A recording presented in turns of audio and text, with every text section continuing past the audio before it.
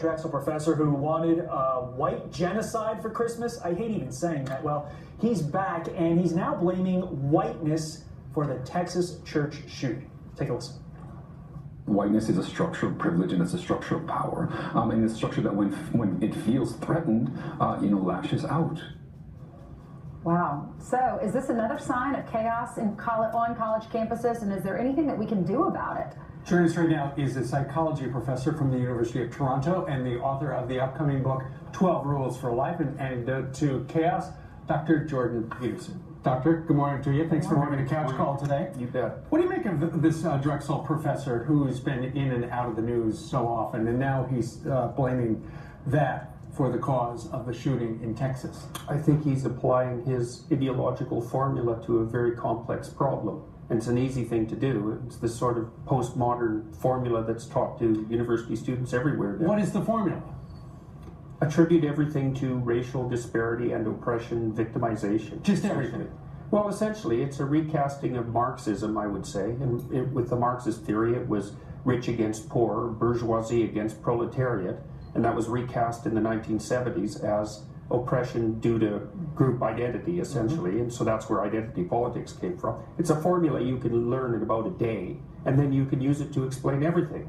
College is designed to teach you to think about the world and prepare you for the world outside of college. How is this helping that, and what kind of students are we getting when they're 22, 23, whenever they graduate? You have the tense wrong. College was that. Understood. So, and I don't think it is that in many cases now, especially in the liberal arts, and that's a real catastrophe. Much different than my experience 15, 20 years ago. Yeah, well, things have changed dramatically in the last 5 years, I would say. And we saw this rise of political correctness in the 1990s. It burst forward in between 1990 and about 1993.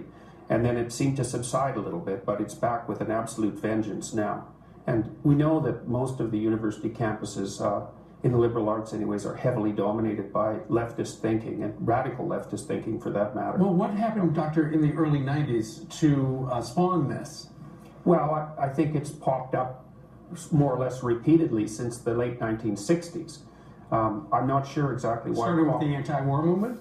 Yeah, with the anti-war movement, but there was a fair bit of radical thinking in the 1960s on the left side, and many of those people ended up teaching in universities.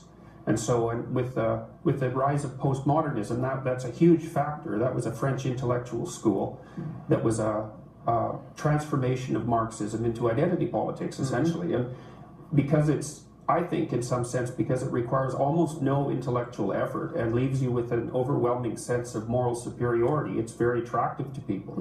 They're basically teaching young people, I would say, to be ideological avatars, to go act out this pernicious doctrine in the real world. Some of them were doing that. They were howling at the moon. They were screaming in the night. They were upset. The year anniversary a few days ago, President Trump being elected. What do you make of that?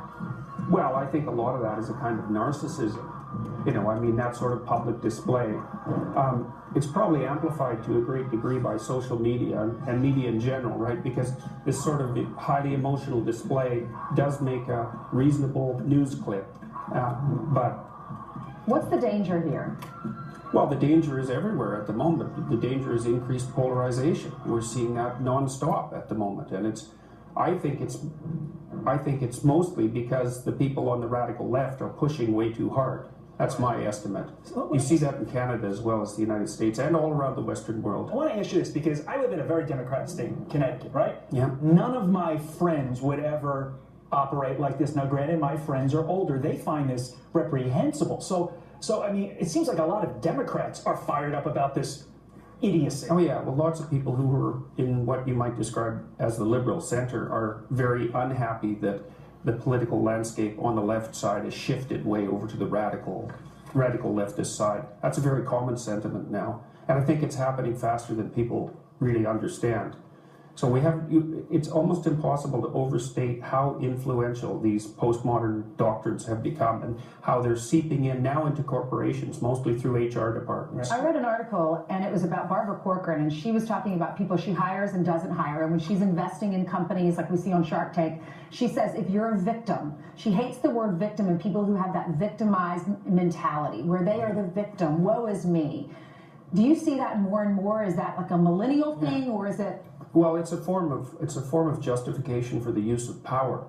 You know, if you're a victim and you can ascribe moral superiority to yourself, then you're justified in the use of force. And I did a paper with a student of mine who toured the mass graves in Eastern Europe and Yugoslavia with the UN, and we looked at the precursors to genocide, and one of them was an enhanced sense of victimization. That allows you to lash out at the hypothetical perpetrators before they do anything, because you're being victimized. You saw the same thing to some degree in Nazi Germany. Yeah, Hitler. Hitler felt very victimized. Yeah, Hitler claimed that the Jews were victimizing Germany, essentially. And so once you're a victim and you have all the moral status that goes along with being a victim, then you can't do any wrong, essentially. Right. So. Interesting discussion. Dr. Jordan Peterson's new book is called 12 Rules for Life, an Antidote to Chaos, which we certainly need now. Doctor, thank you very much. Thank you, Doctor. Thank you.